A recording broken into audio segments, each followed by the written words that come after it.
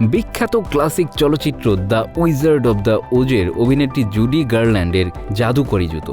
1939 সালে জুডির পায়ের সেই লাল জুতো জোড়ার দাম শুনে চোখ ছানা বড়া হওয়ার মতো। কিন্তু কেন এই জুতোর এত দাম? যুক্তরাষ্ট্রে আয়োজিত এক নিলামে এই জুতো বিক্রি হয়েছে $2,80,00,000 বাংলাদেশি মুদ্রায়, যা $334,97,80,000 টাকার সমান। চলচ্চিত্রটিতে ব্যবহৃত জুতোগুলোর মধ্যে যে 4 জোড়া এখনও টিকে আছে সেগুলোর একটি এটি। বিখ্যাত এই জুতোটি একবার মিনেসোটার একটি জাদুঘর থেকে চুরি হয়েছিল।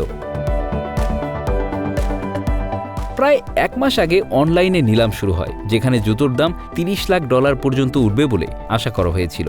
পরে দেখা যায় ধারণার চেয়ে অনেক বেশি দামে বিকিয়েছে এটি।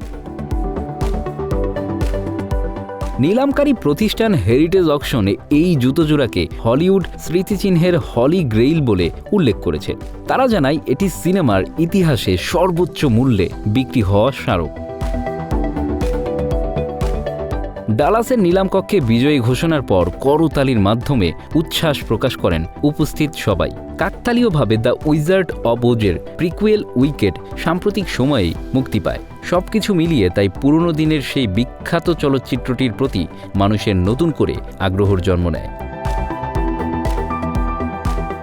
1939 সালে ক্লাসিক চলচ্চিত্র দ্য উইজার্ড অব ওজে ডরোথি চরিত্রে অভিনয় করার সময় জুডি গার্ল্যান্ডের বয়স ছিল কেবল 16 বছর। প্রখ্যাত মিডিয়া আউটলেট ভ্যারাইটি এই ছবিকে তাদের প্রথম 100 সেরা সিনেমার তালিকায় 2য় স্থানে রেখেছে।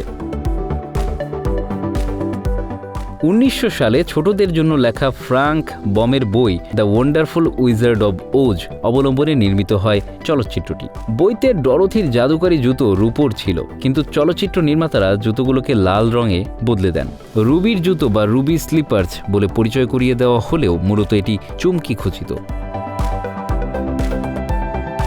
চলচ্চিত্র বইয়ের মতোই একটি বিশেষ মুহূর্ত আসে যখন ডরোথি 3 বার তার পায়ের গোড়ালি ঠুকিয়ে বাড়ির মতো আর কিছু নেই বলতে বলতে জাদুর দেশ ওজ ছেড়ে কানসাসে তার বাড়িতে ফিরে যায়।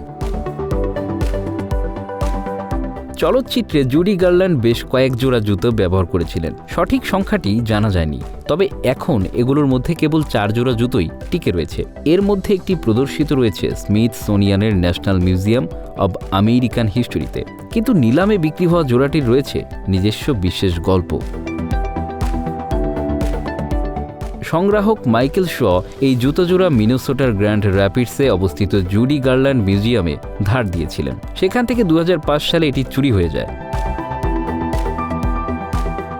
পেশাদার চোর টেরি জন মার্টিন হাতুড়ি দিয়ে কাচের বাক্স ভেঙে জুতো চুরি করেন। তার ধারণা ছিল $10,00,000 বীমা করা এই জুতো জোড়া আসলে রত্ন দিয়ে বানানো। কিন্তু যখন তিনি চুরি করা জিনিসের গোপন বিক্রেতার কাছে এগুলো বিক্রি করতে যান, তখন জানতে পারেন জুতোই রত্ন নয়, বরং কাঁচ ও চুমকি ব্যবহার করা হয়েছে। হতাশ হয়ে তিনি জুতো জোড়া অন্য একজনকে দিয়ে দেন। এরপর দীর্ঘ 13 বছর এর কোনো খবর ছিল না। অবশেষে 2018 সালে FBI একটি বিশেষ অভিযানে এই জুতো জোড়া উদ্ধার করে। 70-এর কোঠায় থাকা এবং হুইল চেয়ারে চলাচল করা টেরি জন মার্টিন 2023 সালে এই চুরির দায় স্বীকার করেন। Bangla affairs news desk.